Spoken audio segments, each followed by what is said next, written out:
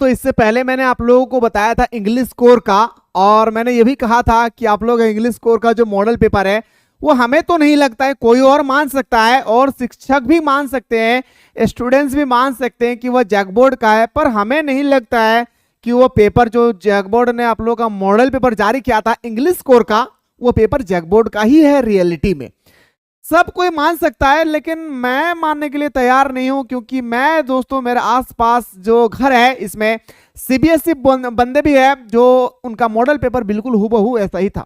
खैर मेरे दोस्तों पढ़ना तो सबको ही है, तो आज हम लोग बात करने वाले हैं ज्योग्राफी का सेट नंबर 1। इसके बाद जैसे सेट 2 हम लोग मेरे दोस्तों अपलोड होगी, मैं सेट 2 भी बताने की कोशिश करूंगा।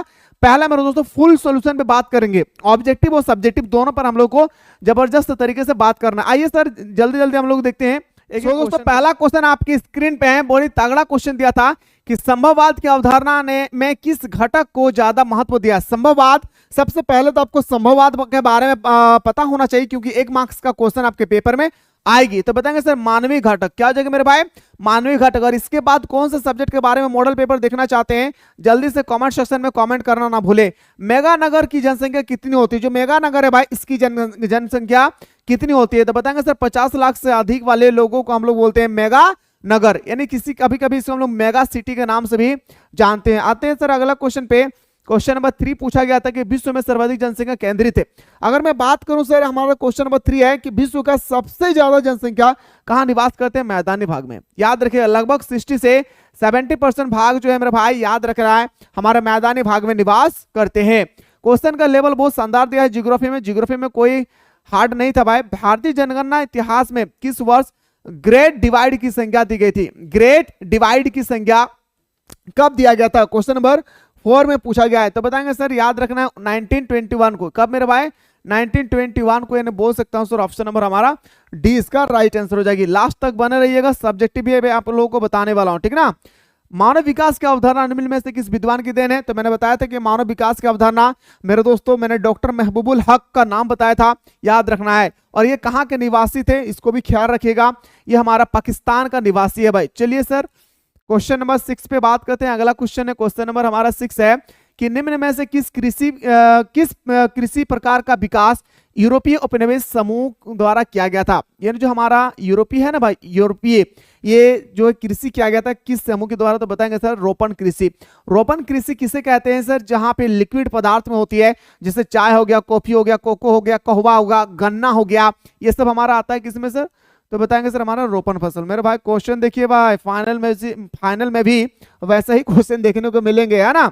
हार्टिकल्चर किससे संबंधित, हार्टिकल्चर किसके उत्पादन से संबंधित है, हार्टिकल्चर के बारे में बात करेंगे। तो ये हमारा फल और सब्जी से, ये सब क्वेश्चन मैं ऑलरेडी आप लोगों को बता चुका हूं, सब्जेक्टिव भी बताऊंगा, पैसेज बना कर रखिए। रोपण फसल नहीं है भाई, तो कॉफी तो है, गन्ना तो है, रबड़ तो है, लेकिन मेरे दोस्तों हमारा गेहूं रोपण फसल नहीं है, ये एक प्रकार का हमारा खाद्य फसल है। बात करते हैं सर अगला क्वेश्चन, क्वेश्चन नंबर हमारा नेक्स्ट पे आते हैं सर। अगला क्वेश्चन है निम्न में से कौन सी एक अर्थव्यवस्था में उत्पादन का स्वामित्व व्यक्तित्व होता है। तो अर्थव्यवस्था में जो स्वामित्व व्यक्तित्व, स्वामित्व मतलब अपना, हाँ भाई एकदम सही उत्तर बता रहे आप।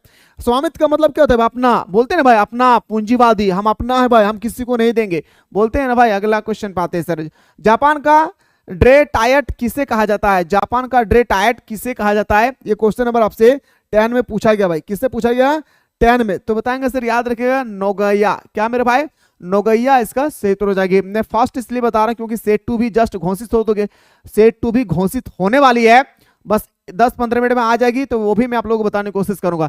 नई औद्योगिक नीति की घोषणा कब की गई थी, नई औद्योगिक नीति की घोषणा 1991 को किया गया था, यानी ऑप्शन नंबर हमारा बिल्कुल सही उत्तर हो जाएगी, B is the right answer. क्या हो जाएगा मेरे भाई, बी इसका बिल्कुल सही उत्तर हो जाएगा। बात करते हैं सर अगला क्वेश्चन पे, क्वेश्चन नंबर नेक्स्ट पे आते हैं सर। हमारा क्वेश्चन नंबर 12 है, एक विकसित अर्थव्यवस्था में जनसंख्या का बड़ा अनुपात किस पर निर्भर करता है। तो विकसित, जैसे आपके माइंड में ख्याल आया विकसित, यानी हमारा भारत क्या है भाई, एक विकासशील है। जैसे विकसित ख्याल आए माइंड में तुरंत क्लिक होना चाहिए मेरे भाई तृतीय क्षेत्र। अगर विकासशील रहता तो प्राथमिक क्रियाकलाप, याद रखना है भाई। अगला क्वेश्चन पे आते हैं सर, एकदम क्वेश्चन का लेवल कोई हार्ड नहीं था भाई। कील नहर कहां स्थित है, आपसे पूछा गया है।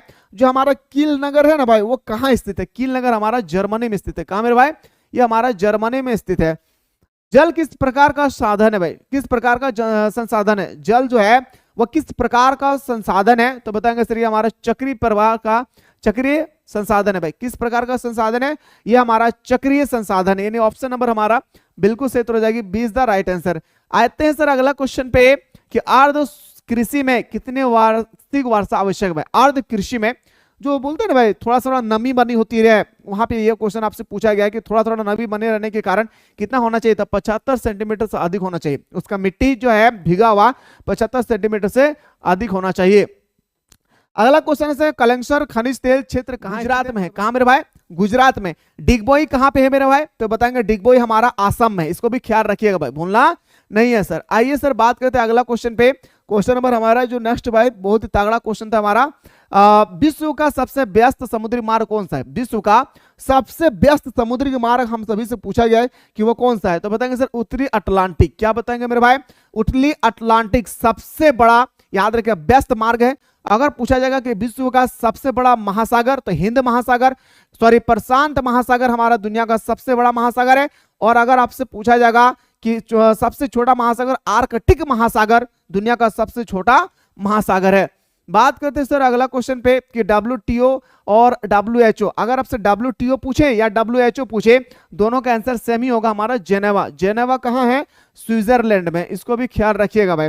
कोचिंग पतन कहाँ स्थित है, क्वेश्चन नंबर 19 पूछा गया, जो हमारा कोचिंग पतन है वो केरल में स्थित है भाई, है ना। क्या हो जाएगी सर, केरल। ये मुझे इसलिए याद है क्योंकि मैं बचपन में खेला करता था व्यापारी। आज के जमाने में लोग कहाँ मिलता है भाई व्यापारी खेलने का। किस क्रिया सॉरी भाई, हाँ बोल रहे कि सर किस पंचवर्षीय योजना में समाजवादी समाज की स्थापना की प्रतिरूप मिलता है। ये तो पूरा पॉलिटिकल साइंस का क्वेश्चन दे दिया भाई, ये जो क्वेश्चन है हमारा 20 नंबर पूरा पॉलिटिकल साइंस का क्वेश्चन उठा के डाल दिया भाई। तो बताएंगे सर हमारा द्वितीय भाई, याद रखिएगा द्वितीय में इसलिए कहा गया क्योंकि दोस्तों यहाँ पे ज्यादा हम लोग फैक्ट्री पर ध्यान दिए थे, इसलिए इसको कहा गया समाजवादी, ठीक है ना, ख्याल रखना है भाई, क्वेश्चन कहीं से भी रोटेट हो सकती है भाई। आइए सर बात करते हैं अगला, निम्नलिखित में से कौन सा भू उपयोग स्वर्ग नहीं है, तो नहीं है तो हमारा सीमांत भूमि, अगर नहीं है तो हमारा होगा सीमांत भूमि, ख्याल रखिएगा।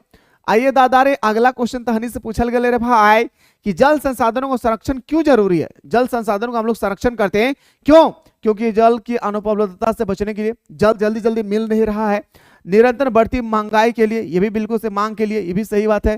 क्वेश्चन नंबर हमारा ऋतु असमान, समय समय पे बारिश नहीं हो रही है, मतलब बोल सकते हो सर ऑप्शन नंबर हमारा डी इसका राइट आंसर हो जाएगा। आइए सर बात करते हैं अगला क्वेश्चन है सर हजीरा विजयपुर जगदीशपुर और गैस पाइपलाइन किस राज्य से होकर नहीं गुजरती भाई। ये क्वेश्चन मैं आप लोगों को कल करवाया था, मेरे यूट्यूब चैनल को उठाकर देखिए, कल ही क्वेश्चन मैंने आप लोग करवाया था। महाराष्ट्र से होकर नहीं गुजरती है, गुजरात, उत्तर प्रदेश और मध्य प्रदेश से होकर गुजरती है।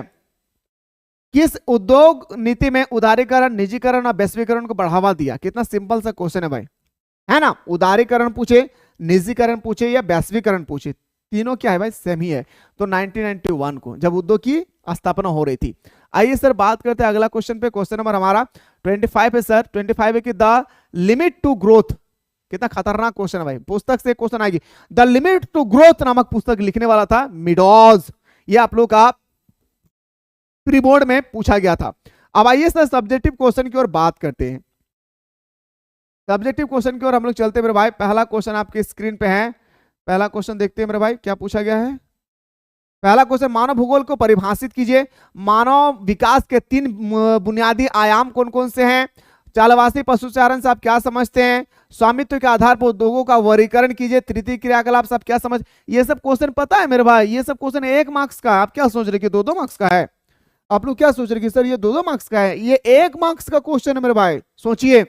तो अब हम लोग बात करते हैं सब्जेक्टिव। सब्जेक्टिव में अगर आप लोग देखना चाहते हैं कि सर हाँ सब्जेक्टिव का एक अलग क्लास होना चाहिए, क्योंकि इसमें सारा चीज नहीं हो सकती है ना भाई। ये क्वेश्चन बहुत फेमस है भाई, भारत में पाइपलाइन परिवहन के 5 लाभ बताइए, ये बहुत खतरनाक क्वेश्चन भाई। अंतरराष्ट्रीय व्यापार, ये भी खतरनाक क्वेश्चन है। इन सारे क्वेश्चनों के बारे में अगर आप लोग देखना चाहते हैं तो जल्दी से एक बार आप लोग कमेंट सेक्शन में कमेंट करना बोले। फिलहाल बात करते हैं हम लोग नेक्स्ट वीडियो।